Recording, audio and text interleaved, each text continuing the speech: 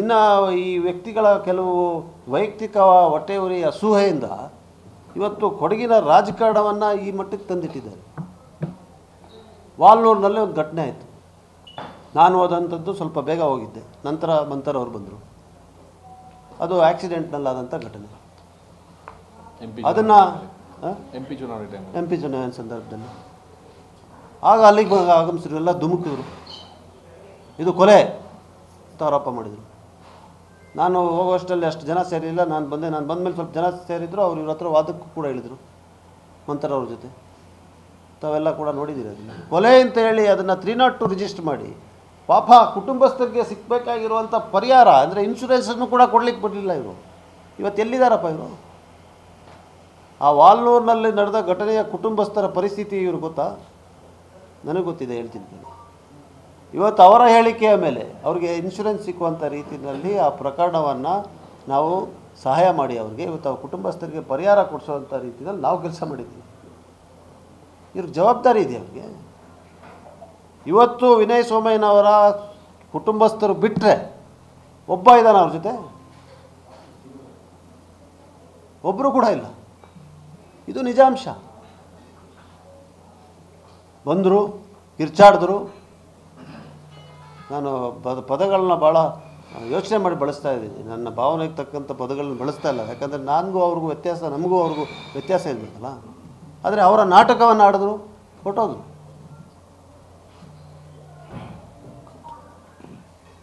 ಒಬ್ಬ 40 ವರ್ಷದ ಯುವಕ ಇವರ ಪಕ್ಷದಲ್ಲಿ ಗುರುತಿಸ್ಕೊಂಡು ಕೆಲವು ಒತ್ತಡಗಳನ್ನು ಸಹಿಸಲಾರದೆ ಇವತ್ತು ಆತ್ಮಹತ್ಯೆಗೆ ಶರಣಾಗಿದ್ದಾನೆ ಅಂತ ಹೇಳಿದ್ರೆ ಅವರೇ ಜವಾಬ್ದಾರರು, ಬೇರೆಯವರಲ್ಲ. ಬೇರೆಯವ್ರ ಮೇಲೆ ಈ ಸುಳ್ಳು ಆರೋಪವನ್ನು ಹೇರಿಸಿ ರಾಜಕಾರಣ ಮಾಡೋದನ್ನ ನಿಲ್ಲಿಸಿ ಅಂತ ಹೇಳಲಿಕ್ಕೆ ನಾನು ಬಯಸ್ತೇನೆ. ಇದು ಒಂದೇ ಅಲ್ಲ, ಎಲ್ಲ ಸಂದರ್ಭದಲ್ಲೂ ಗಮನಿಸಿ ನೀವು ಇತಿಹಾಸವನ್ನು ತೆಗೆದು ನೋಡಿ. ಎಲ್ಲೇ ಒಂದು ಸಾವಾದರೆ ಅಲ್ಲಿ ರಣಹದ್ದುಗಳಂತೆ, ವಲ್ಚರ್ಸ್ ಅಂತ ಅಲ್ಲಿ ಆಗಮಿಸ್ತಾರೆ. ಅಲ್ಲಿ ಬಂದು ಆ ಶವದಕ್ಕೆ ಗೌರವವನ್ನು ಕೊಡೋದಿಲ್ಲ.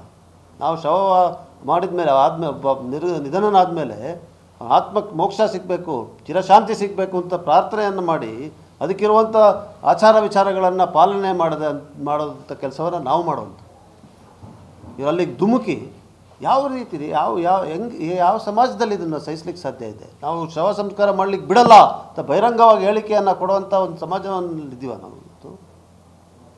ಇದನ್ನು ಒಪ್ಪಲಿಕ್ಕೆ ಸಾಧ್ಯ ಇದೆಯಾ? ಜನ ನೋಡ್ತಾರೆ, ಮಾಧ್ಯಮದವ್ರಿಗೆ TRP ಸಿಗ್ತದೆ, ಇದು ಬೇರೆ.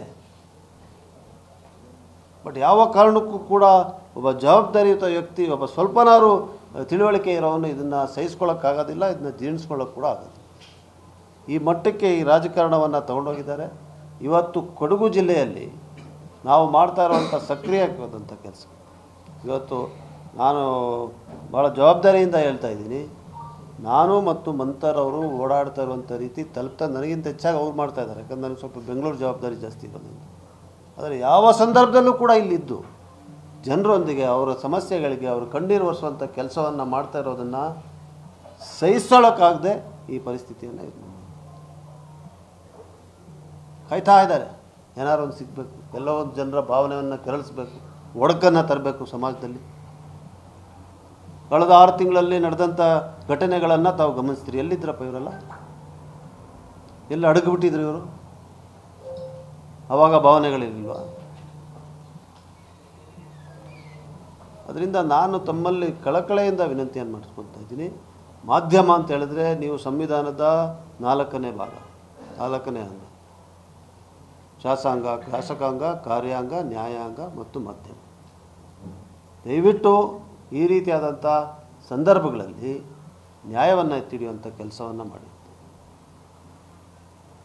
ಇದಕ್ಕೂ ಈ ಘಟನೆಗೂ ನಮ್ಮಿಬ್ಬರಿಗೂ ಅಥವಾ ಬೇರೆ ಯಾರಿಗಾದರೂ ಅವ್ರು ಯಾರು ಆರೋಪ ಮಾಡ್ತಾಯಿದ್ದಾರೆ, ಏನಾದರೂ ಸಂಬಂಧ ಇರಲಿಕ್ಕೆ ಸಾಧ್ಯ ಇದೆಯಾ? ಸಾಧ್ಯನೇ ಇಲ್ಲ. ಮತ್ತು ಒಬ್ಬ ಪೇದೆ ಫೋನ್ ಮಾಡಿದ್ದ, ಪೇದೆ ಅಲ್ಲಿ ಹೋದಾಗ ನಾನು ಅವನಿಗೆ ಆದೇಶ ಕೊಟ್ಟಿದ್ದೀನಿ ಅಂತ ಹೇಳುವಂಥ ಒಂದು ಆರೋಪ ಇದೆ ನನ್ನ ಮೇಲೆ. ಮತ್ತು ನಾನು ತಣ್ಣೀರಾಮಯ್ಯನಿಗೆ ಕುಮ್ಮಕ್ಕೆ ಕೊಟ್ಟಿದ್ದೀನಿ ಅಂತ ಹೇಳುವಂಥದ್ದು 2 ಆರೋಪ ನನ್ನ ಮೇಲಿದೆ. ಯಾರು ಆ ಪೇದೆ ಅಂತ ಅವ್ರ ಹೆಸರು ಹೇಳೋದಿಲ್ಲ. ಆದರೆ ಇಲ್ಲಿಯ ಒಬ್ಬ ಮಾಜಿ ಶಾಸಕ ಆತನ ಹೆಸರು ಹೇಳ್ತಾನೆ, ಪೇದೆ ಹೆಸರು. ಹೇಗೆ ಗೊತ್ತು ಇವ್ರಿಗೆ? ಮತ್ತು ಒಂದು ನಾನು ಯಾವತ್ತೂ ವಾಟ್ಸ್ಯಾಪ್ ಅಥವಾ ಸಾಮಾಜಿಕ ಜಾಲತಾಣದಲ್ಲಿ ಬರೆದಿರೋಂಥದ್ದು ಸೂಸೈಡ್ ನೋಟ್ ಅಲ್ಲ ಅಂತ ನಾನು ಹೇಳ್ತಾ ಇಲ್ಲ. ಆದರೆ ಯಾವಾಗ ಒಂದು ಅವರ ಮೈ ಮೇಲೆ ಅಥವಾ ಘಟನೆ ನಡೆದಂಥ ಸ್ಥಳದಲ್ಲಿ ಆ ಸ್ವಂತ ಕೈ ಬರದಲ್ಲಿ ಒಂದು ಡೆತ್ ನೋಟ್ ಅಥವಾ ಸೂಸೈಡ್ ನೋಟ್ ಸಿಕ್ಕಲಿಲ್ವೋ, ಪ್ರೈಮಾ ಫೇಸಿ ಇದೇನು ಅಂತ ಹೇಳಿ ತನಿಖೆ ಆಗಬೇಕಲ್ಲ. ಇವತ್ತು ಡಿಜಿಟಲ್ ಅಂದರೆ ಈ ಆತ ಒಬ್ಬ IT ಸೆಲ್ನಲ್ಲಿ ಕೆಲಸ ಮಾಡ್ತಾಯಿದ್ದವರು, ಯಾರು ವಿನಯ್ ಸ್ವಾಮಿನವರು. BJPಯ IT ಸೆಲ್ ಅಂದರೆ ಏನು ಅಂತ ಜಗಜ್ಜಾಹೀರಾತಾಗಿದೆ. ಇಡೀ ಭೂಮಿಗೆ ಪ್ರಸಿದ್ಧವಾದಂಥದ್ದು ಇವರ IT ಸೆಲ್. ಇಲ್ಲದನ್ನು ಸೃಷ್ಟಿ ಮಾಡಿ, ಸುಳ್ಳು ಆರೋಪಗಳನ್ನು ಮಾಡಿ, ಪೋಸ್ಟರ್ಗಳನ್ನು ನಿರ್ಮಾಣ ಮಾಡಿ ದೇಶವನ್ನು ಆಡಿಸುವಂಥದ್ದು. ಇವತ್ತು ನಾವು ಒಂದು ಬಡ್ಜೆಟ್ ಕೊಟ್ಟರೆ ಅದಕ್ಕೊಂದು ರೀತಿಯಾಗಿ ರೂಪ ಕೊಟ್ಟು ಕಳಿಸುವಂಥದ್ದು, ಇದು ಇವರ ಕೆಲಸ. ಇದು ಎಷ್ಟೊತ್ತಿನಲ್ಲಿ ಹೋಯಿತು, ಹೇಗೆ ಹೋಯಿತು, ಯಾರು ಕಳಿಸ್ದವರು, ಕುಟುಂಬಸ್ಥರಿಗೆ ಹೆಂಗೆ ಗೊತ್ತಾಯಿತು, ಯಾರಲ್ಲಿಗೆ ಹೋದರು, ಎಲ್ಲಿತ್ತು ಇವರ ಟೆಲಿಫೋನು, ಎಲ್ಲವನ್ನು ಇನ್ನು ತನಿಖೆ ಮಾಡಬೇಕು. ತನಿಖೆ ಮಾಡ್ದ ಅಂದರೆ ನಾನು ಭಾಳ ಒಂದು ಜವಾಬ್ದಾರಿಯುತವಾಗಿ ಒಬ್ಬ ವಕೀಲನಾಗಿ ಈ ಕ್ರಿಮಿನಲ್ ಲಾನಲ್ಲಿ ಸ್ವಲ್ಪ ತಿಳುವಳಿಕೆ, ಇಲ್ಲಿ ಬಂದು ಬೊಗಳ್ತಾ ಇರೋರಷ್ಟು ತಿಳುವಳಿಕೆ ಇಲ್ಲದೇ ಇರ್ಬೋದು ನನಗೆ, ಆದರೆ ಸ್ವಲ್ಪ ತಿಳುವಳಿಕೆ ಇದೆ.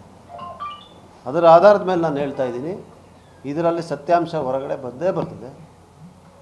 ಸ್ವಲ್ಪ ಸಮಯ ಕಾಲಾವಕಾಶ ಕೊಡಿ ದಯವಿಟ್ಟು. ಯಾರ್ಯಾರು ಇದರ ಹಿಂದೆ ಇದ್ದಾರೆ, ಏನೇನಾಗಿದೆ ಅಂತ ಹೇಳುವಂಥ ಸತ್ಯಾಂಶ ಹೊರಗಡೆ. ಮತ್ತು ನೇರವಾಗಿ ಈಗ ವೈಯಕ್ತಿಕವಾದಂಥ ಟೀಕೆಗಳನ್ನು ಮಾಡಿದ್ದಾರೆ, ಅದಕ್ಕೆ ಉತ್ತರ ಕೊಡೋದಿಲ್ಲ. ಆದರೆ ಇಷ್ಟೇ ಹೇಳಲಿಕ್ಕೆ ಬಯಸ್ತೀನಿ, ನಾನು ಕರ್ನಾಟಕದ ಉಚ್ಚ ನ್ಯಾಯಾಲಯದಲ್ಲಿ ಒಬ್ಬ ವಕೀಲನಾಗಿ ಭಾಳ ಹೆಚ್ಚು ಯಶಸ್ಸಾದ ವಕೀಲನಾಗಿ ಕೆಲಸವನ್ನು ನೆರವೇರಿಸಿದ್ದೀನಿ. ನಾನು ಯಾರೋ ಹತ್ರ ರೋಲ್ ಕಾಲ್ ಮಾಡಿಕೊಂಡು ಬೆದರಿಕೆಯನ್ನು ಒಡ್ಡಿ ಜೀವನವನ್ನು ನಡೆಸಿದವನಲ್ಲ. ಆ ರೀತಿಯಾದಂಥ ಜೀವನ ನಡೆಸಿದವ್ರಿಗೆ ಕೆಲವು ವಿಚಾರಗಳು ಸಹಿಸ್ಕೊಳ್ಳೋಕ್ಕಾಗೋದಿಲ್ಲ. ಅದರಲ್ಲೂ ಒಬ್ಬ ನಿನ್ನೆಯಿಂದ ಬಡ್ಕೊತಾ ಇದ್ದಾರೆ. ಅದರಿಂದ ಅಂಥವ್ರನ್ನ ನೀವು ಇಷ್ಟೊಂದು ಪ್ರಾತಿನಿಧ್ಯ ತಾವುಗಳು ಕೂಡ ಕೊಡಬೇಡಿ ಅಂತ ತಮ್ಮಲ್ಲಿ ಮನವಿಯನ್ನು ಮಾಡ್ತೀನಿ. ಯಾಕಂದರೆ ಸಮಾಜದಲ್ಲಿ ಒಂಥರ ಘಾತಕ ಶಕ್ತಿಗಳಿದ್ದಂಗೆ ಸಮಾಜನ ಹೊಡೆಯುವಂಥದ್ದು. ಅದರಿಂದ ಅವ್ರಿಗೆ ಇಷ್ಟೊಂದು ಪ್ರಾತಿನಿಧ್ಯ ಕೂಡ ತಾವು ಕೊಡಬೇಡಿ. ದಯವಿಟ್ಟು ಯಾರ್ಯಾರು ಎಂಥವರು ಯಾವ ಹಿನ್ನೆಲೆಯಿಂದ ಬಂದಿದ್ದಾರೆ, ಏನು ಕೆಲಸವನ್ನು ಮಾಡಿದ್ದಾರೆ ಅಂತ ಹೇಳುವಂಥದ್ದನ್ನು ಗುರುತಿಸಿ, ಇವತ್ತು ಕಳೆದ 2 ವರ್ಷಗಳಿಂದ ಕೊಡಗಿನ 2 ಕ್ಷೇತ್ರಗಳಲ್ಲಿ ಆಗ್ತಾ ಇರುವಂಥ ಕಾಮಗಾರಿಗಳನ್ನು ನೋಡಿ ಯಾವ ರೀತಿಯಾದಂಥ ಅಭಿವೃದ್ಧಿ ಕೆಲಸಗಳು ನಡೀತಾ ಇದೆ ಅಂತ ಹೇಳುವಂಥದ್ದನ್ನು ಗಮನಿಸಿ, ಈ ಬಾರಿಯ ಆಯವ್ಯಯದಲ್ಲಿ 2 ಕ್ಷೇತ್ರಗಳಿಗೆ ಹೆಚ್ಚು ಅನುದಾನವನ್ನು ಕೊಟ್ಟು, ಇವತ್ತು ಬೇರೆ ಕ್ಷೇತ್ರ ಶಾಸಕರು ಹೋಗಿ ಕೊಡುಗೆ ಕೊಟ್ಟಿದ್ದೀರಾ ನಮಗೆ ಕೊಡಿ, ಕೊಡುಗೆ ಕೊಟ್ಟಿದ್ದೀರಾ ನಮಗೆ ಕೊಡಿ ಅಂತೇಳಿ ಮುಖ್ಯಮಂತ್ರಿಗಳನ್ನು ಪ್ರಶ್ನೆ ಮಾಡುವಂಥ ರೀತಿಯಲ್ಲಿ ನಾವು ಇಲ್ಲಿಗೆ ಅನುದಾನವನ್ನು ಕಾರ್ಯಕ್ರಮಗಳನ್ನು ತಂದಿದ್ದೇವೆ. ಅದನ್ನೂ ಕೂಡ ಇವ್ರ ಕೈನಲ್ಲಿ ಸಹಿಸೋದಕ್ಕಾಗ್ತಾಯಿಲ್ಲ. ಎಲ್ಲಿ ಅಭಿವೃದ್ಧಿ, ಯಾವತ್ತೂ ಇವರು 20 ವರ್ಷದಲ್ಲಿ ಏನೂ ಗುಡ್ಡೆ ಹಾಕಲಿಲ್ಲ ಅಂತೇಳಿ ಅವ್ರಿಗೆ ಪಾಪ ಭಾಳ ಒಂಥರ ಜೀರ್ಣಿಸ್ಕೊಳ್ಳೋಕ್ಕಾಗ್ತಾ ಇರೋಂಥ ಪರಿಸ್ಥಿತಿ ಇದೆ. ಇದೆಲ್ಲ ಕೂಡ ಇವತ್ತು ಇವ್ರು ಮಾಡ್ತಾ ಇರೋಂಥ ರಾಜಕಾರಣಕ್ಕೆ ಕಾರಣ ಅಂತ ನಾನು ಸ್ಪಷ್ಟವಾಗಿ ಹೇಳಲಿಕ್ಕೆ ಬಯಸ್ತಾ ಇದ್ದೀನಿ. ಆಮೇಲೆ ಈಗ ಈ ಮೈನಾ ಮೇಲೆ ತಿನ್ನಿರೋ ಮೈನಾ ತಮಗೆಲ್ಲ ಗೊತ್ತಿರೋ ವ್ಯಕ್ತಿನೇ, ರಾಜ್ಯ ಮಟ್ಟದಲ್ಲಿ ಮಾಧ್ಯಮದವ್ರಿಗೆ ಗೊತ್ತಿಲ್ಲ, ಆದರೆ ಇಲ್ಲಿ ಅವ್ರಿಗೆ ಗೊತ್ತಿದೆ. ಅವನ ಮೇಲೆ ಕೇಸ್ ಇಲ್ವಾ? ಟೌನ್ ಪೊಲೀಸ್ನಲ್ಲೇ ಅವನ ಮೇಲೆ 3 ಕೇಸ್. ಆಮೇಲೆ ನಮ್ಮ ಬಾಲಚಂದ್ರ ಅವರ ಸಾವಾಯ್ತಲ್ಲ ಸಂಪಾಜೆಯಲ್ಲಿ, ಕಳೆದ ಚುನಾವಣೆಗಿಂತ ಮೊದಲು ನ್ಯಾಯ ಕೊಡಿಸ್ತೀನಿ, CBI ತನಿಖೆ ಆದೇಶ ಮಾಡಿಸ್ತೀನಿ, ಅಪರಾಧಿಗಳನ್ನ ಶಿಕ್ಷೆ ಕೊಡಿಸ್ತೀನಿ ಅಂತ ಹೇಳಿ ಭಾಷಣ ಹೊಡೆದ್ರು. ಎಲ್ಲೋದ್ರು? ಏನಾಯಿತು ಪ್ರಕರಣ? ಇವತ್ತು ಆ ಭಾಗದ ಜನರಿಗೆ ಮುಖ ತೋರ್ಸೋಕ್ಕಾಗೋದಿಲ್ಲ, ಸುಳ್ಳು ಹೇಳಿ. ಅದರಿಂದ ಈ ಸುಳ್ಳಿನ ದ್ವೇಷದ ಭಾವನೆಯ ರಾಜಕಾರಣ ನಿಲ್ಲುವಂಥ ಸಮಯ ಬಂದದನ್ನ ಸಹಿಸ್ಕೊಳ್ಳೋಕ್ಕಾಗ್ತಾಯಿಲ್ಲ ಇವ್ರ ಕೈನಲ್ಲಿ. ಅದರಿಂದ ಈ ನಾಟಕವನ್ನು ಮಾಡ್ತಾಯಿದ್ದಾರೆ ಅಂತ ಹೇಳಿ, ಈ ರೀತಿಯಾದಂಥ ಶವದ ಮೇಲೆ ನಡೀತಾ ಇರುವಂಥ ರಾಜಕಾರಣವನ್ನು ಧಿಕ್ಕರಿಸಿ ಅಂತೇಳಿ ತಮ್ಮಲ್ಲಿ ಮನವಿಯನ್ನು ಮಾಡಲಿಕ್ಕೆ ಬಯಸ್ತಾ ಇದ್ದೀನಿ. ನ್ಯೂಸ್ ಫಸ್ಟ್, ನಿರ್ಭೀತಿಯಿಂದ ನಿಮ್ಮ ಪರವಾಗಿ. ನ್ಯೂಸ್ ಫಸ್ಟ್, ನಿರ್ಭೀತಿಯಿಂದ ನಿಮ್ಮ ಪರವಾಗಿ.